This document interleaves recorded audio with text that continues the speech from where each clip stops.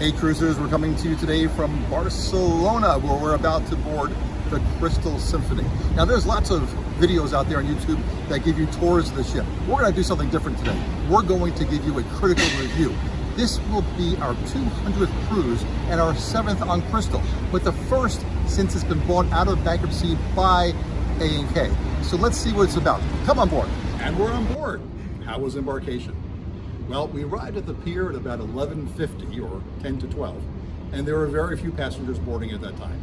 So we walked right into the terminal. We went right up to the counter where there was a line of people to help, but we were the only ones they were serving. So they took our documents, checked us off, and then free to go on the ship. Walked right onto the ship. At the entrance to the ship, again, documents were checked, and we were sent to a showroom where they took our picture, took our credit card, told us our rooms would be available somewhere around 3 p.m. and sent us on our way to explore the beautiful Crystal Symphony. So how was embarkation? Pretty good. Hi cruisers, so it's day number 4 of our cruise on Crystal Symphony. We are here today in Cartagena in España.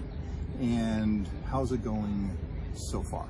Well, food has been actually, first night so-so, but it's improved since. We had a wonderful dinner in Osteria last night in the waterside, also excellent meal.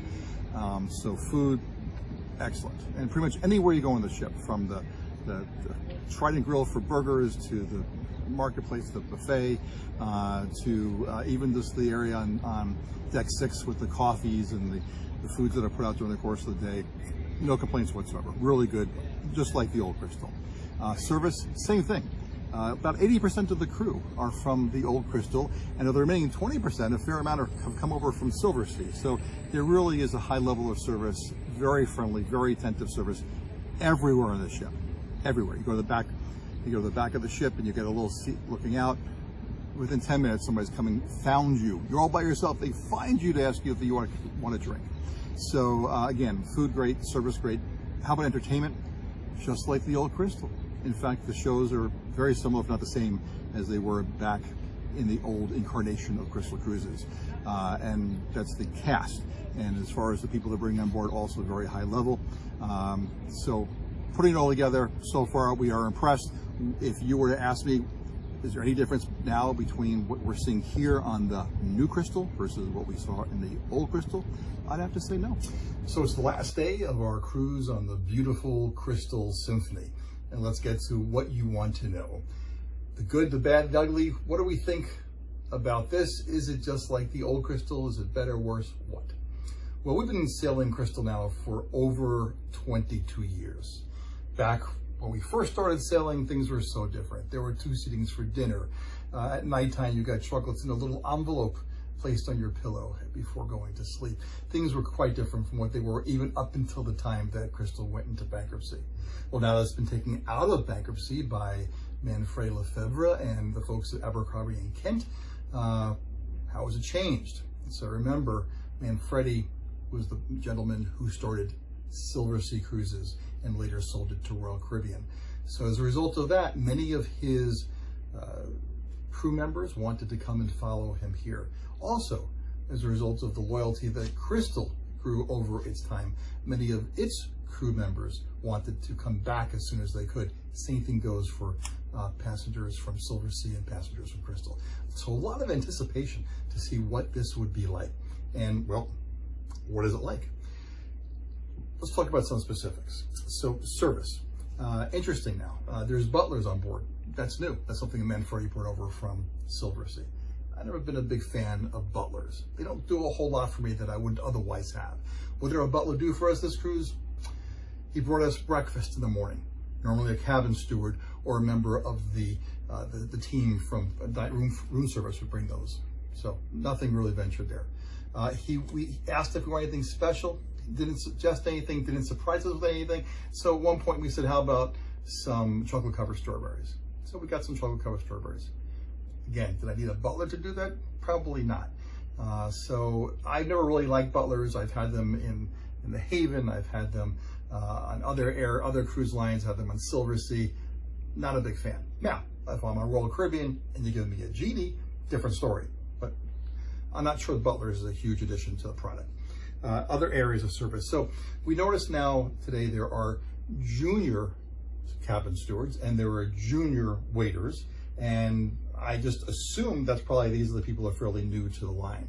And it's obvious, right? The ones that where it says senior just seems the service is a bit more polished. So unique thing that we've seen here on Crystal with that. There have been some service misses. For example, and remember now, Crystal is trying to establish itself as a 6-star cruise line. They're trying to be better than Silversea, Regent Seven Seas, better than Seabourn. They're trying to be up there at the top, the pinnacle. That's a pretty high bar. So there really shouldn't be any service misses. But there were a few. For example, coming back to the cabin and finding our cabin door open at 2:30 in the afternoon, or finding that our soap wasn't replaced in the bathroom when the bar was worn down, or finding that a wrapper from toilet paper was left on top of the vanity in the bathroom and not thrown away. Things along that sort of thing. When you go through time changes, the clock in the cabin should be changed by the stewardess. That wasn't done. So a couple of service miscues there. The dining room service was somewhat variable, always attentive, but things like clearing the table of crumbs between your dinner course and dessert course was variable. Never once were we offered fresh pepper, fresh cracked pepper, which again, the sign of a 5 or 6 star dining establishment. The food itself was variable. It ranged from okay to really good. So it kind of depended on the restaurant and the particular day and the meal that we had. Other miscues, cruise lines today, probably out of risk management more than anything else, are asking you as soon as you sit down when you order, do you have any food allergies? Well, we have a member of our party who's got food allergies, but we were never asked that. We had to volunteer that. So, you know, a little miss like that. Other little things, attire. Crystal has really relaxed their requirements for attire. It used to be more formal than it is today, but on cruises of 7 days or less, a man doesn't even need to bring a blazer today, okay? But they do request certain things, like no t-shirts or ball caps or shorts after 6 p.m. There were plenty of them, and they were allowed in the dining room, and nothing was said. So it does change the atmosphere somewhat. I do like the relaxing of the rules a bit, but I like resort casual, not I'm going fishing style, right? And I know a lot of people actually prefer even more rigorous than that. People like to see the suits and the ties and whatever. If you're into that, you're gonna be disappointed by seeing people in the evening in shorts and baseball caps and t-shirts. Something also that Crystal is not offering that some of the other premium cruise lines are doing, that some of the luxury cruise lines are doing, is a special buffet. Like up on deck, one evening of the cruise, oftentimes they'll have a beautiful pool barbecue where they have seafood buffets and this other sort of things. Nothing like that offered at dinner or even at lunch. Our last day at sea on our last Silversea cruise, they had the most spectacular seafood buffet by the pool deck. Nothing like that at all offered here. But what's some of the positive things? Well, it may sound silly to you, but for someone who cruises a lot, this is our 200th cruise that we celebrate on Crystal, here's a guy that likes soft toilet paper. And you can't find that on many cruise lines these days. But your luxury cruise lines, yes, and Crystal gets kudos for their toilet paper. The pillows, you know, you get your choice of pillow service, which is a nice thing. And again, most luxury cruise lines are doing that. The toiletries, very, very nice. The linens, excellent. The towels, absolutely. Shore excursions, great job on board. But interesting to note, unlike some other luxury brands, Silversea, Regent, Crystal does not include shore excursions. So keep that in mind when comparing prices. The enrichment program on Crystal is by far the best we've experienced in the industry. So for example, today we saw a lecture by Nando Parado, who is one of the survivors of that plane crash in the Andes over 50 years ago. To be able to listen to him talk about his experience and then later on see a movie in the theater about that experience was truly remarkable. The shows, it's the same cast as quality as it has been in the past, and the same repertoire, the same sets. So the shows are the same as they were. Cruise director is the same and really high quality. So, very high ratings for that. What really makes this special, and this cruise special, is they have taken the passenger capacity of their ships. For example, the Symphony went from 900 passengers down to 606. For a 51,000 ton cruise ship, that is a very significant decrease and really makes for a beautiful, wonderful passenger space ratio. So, that's again something that's unique. Today we live in a world where the mass market cruise lines literally are converting restrooms into cabins, spa space into cabins. And here, Crystal has decreased the capacity. Kudos to Crystal for that. In the cabins, they also have some neat things. There's an iPad that you could not only see your daily activities on, but you could also see newspapers and magazines to your preference. Cute little touch there. There's something called an iBox, which is a Bluetooth speaker. It also has a clock in it, and you can lay your cell phone on top for that magnetic charging. Very nice little touch. So, what does all this mean? I mentioned some miscues and something that maybe you wouldn't expect in a 6-star cruise line. But hey folks, let's face it, it's 2024.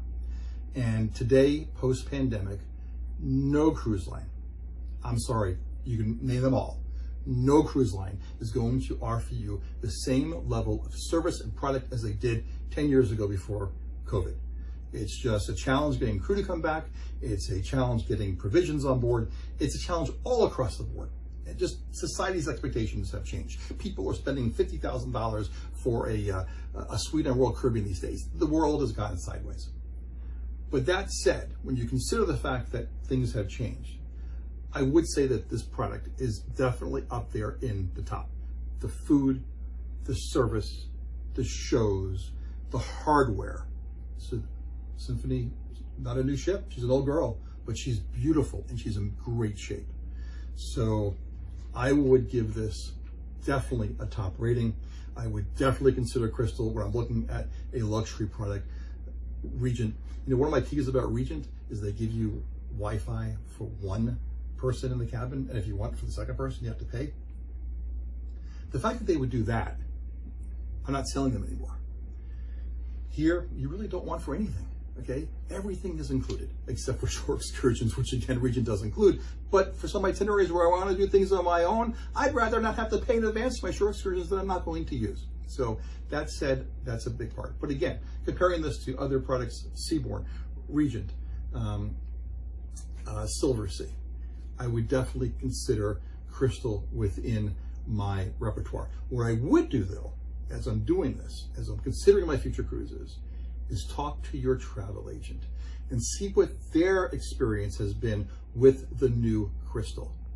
Okay, make sure that they are comfortable with the back end, with the office relationship that they have. Hopefully you have an experienced travel agent who's been doing this for more than a couple of years. You have a travel agent that is a CLIA Master or Elite Certified Counselor. They know what they're doing, they've been around the block. Follow their recommendations as well as to what their relationships are with the cruise lines when making your decision to book a luxury travel product.